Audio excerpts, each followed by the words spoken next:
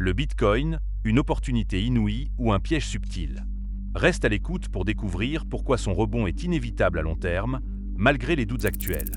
Le Bitcoin a connu un sommet historique il y a quelques mois, atteignant environ 121 500 $. Aujourd'hui, il se négocie autour de 68 000 $, ce qui représente une chute impressionnante de près de 44%. Mais si vous investissez maintenant et que le Bitcoin remonte à son niveau d'origine, c'est un gain potentiel de près de 80% qui vous attend. C'est une perspective considérable et loin d'être fantaisiste, car il s'agit d'un niveau que le BTC a réellement atteint et non d'une simple prédiction ou opinion. Depuis plus de 2 semaines, le Bitcoin stagne autour des 68 000 $, une période qui est déjà significative dans le monde volatile des crypto-monnaies. Nous avons déjà observé des phases où il enchaînait des mouvements violents en quelques semaines, avec des hausses massives, quasi verticales. Naturellement, cela nous amène à nous poser plusieurs questions. Sommes-nous face à une opportunité d'achat évidente, ou au contraire, à un piège de marché classique qui attire les investisseurs trop tôt? Et surtout, quelles sont les raisons exactes de cette stagnation? Y a-t-il des motifs sérieux de penser que le rebond est imminent, ou plutôt l'inverse? Premièrement, il est essentiel de comprendre qu'un marché qui stagne n'est pas un marché mort. C'est un marché qui digère, une période où les investisseurs prennent le temps d'évaluer leur position et d'analyser la situation avec recul. Après des phases de hausse importantes, il est normal d'avoir des périodes d'équilibre entre acheteurs et vendeurs. Certains réalisent leurs profits, d'autres accumulent discrètement. Les investisseurs institutionnels se positionnent progressivement, ce qui contribue à stabiliser le prix. C'est souvent dans ces zones de consolidation que se préparent les prochains mouvements majeurs. Cependant, ces phases peuvent être frustrantes. En apparence, il ne se passe rien, ce qui pousse de nombreux investisseurs particuliers à perdre patience et à conclure, à tort, que l'engouement est terminé. Ensuite, il y a le contexte global. Le Bitcoin ne vit plus dans une bulle isolée. Il est devenu bien trop important pour cela. Il ne s'agit plus d'un actif obscur que seuls quelques initiés échangent au milieu de la nuit. Grâce aux investissements massifs des institutionnels et à la reconnaissance mondiale de son existence, le BTC est désormais directement connecté aux marchés financiers traditionnels, aux taux d'intérêt, à la liquidité mondiale et aux politiques monétaires. Lorsque les banques centrales injectent beaucoup d'argent dans l'économie et que les taux d'intérêt sont bas, les gens empruntent et investissent plus facilement. Une partie de cet argent finit alors sur des actifs risqués comme le Bitcoin. À l'inverse, lorsque les banques centrales augmentent les taux et retirent de la liquidité, l'argent devient plus cher et emprunter est plus difficile. Les investisseurs ont alors tendance à prendre moins de risques, ce qui ralentit les marchés comme celui des crypto-monnaies. En somme, plus l'argent circule facilement, plus le Bitcoin a de chances de monter. Ce n'est pas seulement une question de technologie, mais avant tout une question de flux de capitaux. Et aujourd'hui, ces flux sont nettement plus prudents qu'en période d'euphorie. Il faut également considérer le facteur psychologique. Après un mouvement aussi important, le marché devient naturellement méfiant. Beaucoup attendent une correction pour entrer, et beaucoup craignent d'acheter trop haut. Cette hésitation collective crée la stagnation, où le prix reste bloqué dans une zone parce que personne ne veut prendre l'initiative trop tôt. C'est un phénomène classique. Nous l'avons observé par le passé, notamment lorsque le Bitcoin était autour de 1100 $, où beaucoup pensaient déjà que le prix était excessif, ce qui a freiné les achats. Passons maintenant à une brève analyse technique, incontournable pour un actif de cette nature. Lorsqu'un prix consolide longuement dans une zone, cela indique généralement une phase d'accumulation. Ce type de phase ne donne pas une direction immédiate, mais prépare presque toujours un mouvement important. De plus, le prix actuel du Bitcoin correspond grosso modo à celui du pic de mars 2021, du pic de novembre 2021 et de la longue stagnation de mi-2024. Ces repères historiques suggèrent que le prix ne devrait pas baisser trop bas.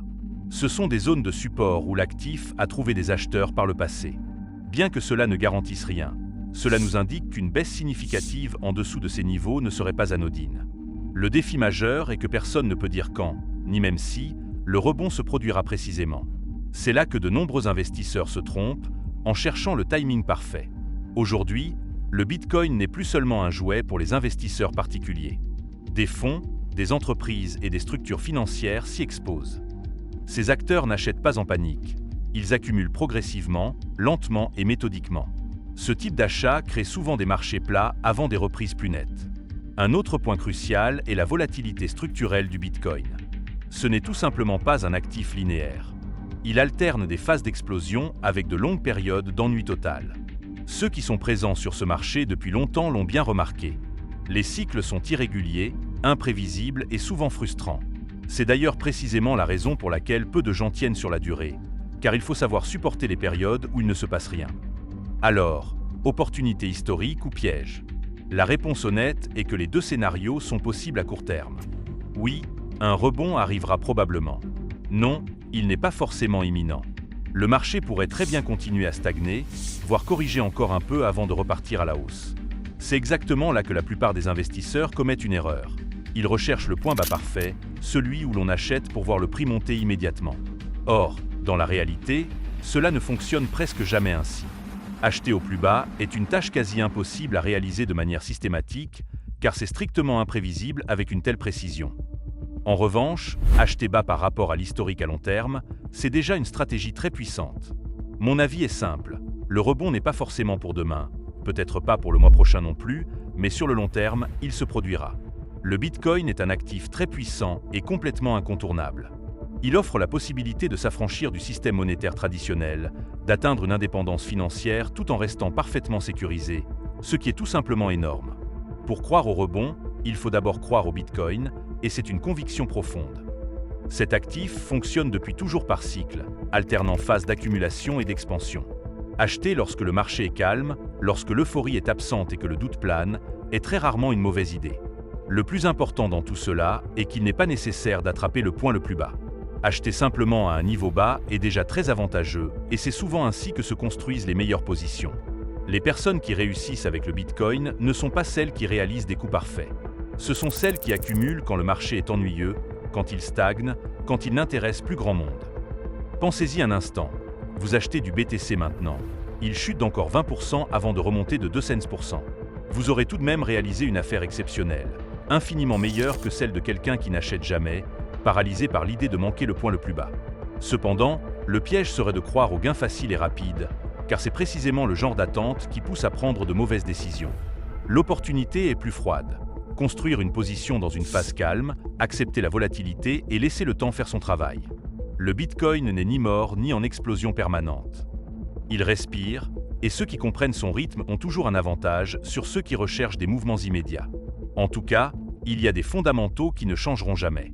Si vous investissez en crypto-monnaie et que vous vous faites pénaliser par des frais excessifs sur une plateforme de mauvaise qualité, vous perdrez de l'argent quel que soit votre timing. Il est crucial de choisir une plateforme fiable pour optimiser vos chances. Le Bitcoin est certes très puissant, mais il existe de nombreuses autres options d'investissement intéressantes. Actions, immobilier passif, métaux précieux et obligations. Dites-moi en commentaire si vous pensez que nous sommes au plus bas, ou à quel prix vous voyez le BTC avant qu'il ne rebondisse. Si cette vidéo vous a été utile, n'hésitez pas à l'aimer et à vous abonner à la chaîne si mon contenu vous plaît. À bientôt!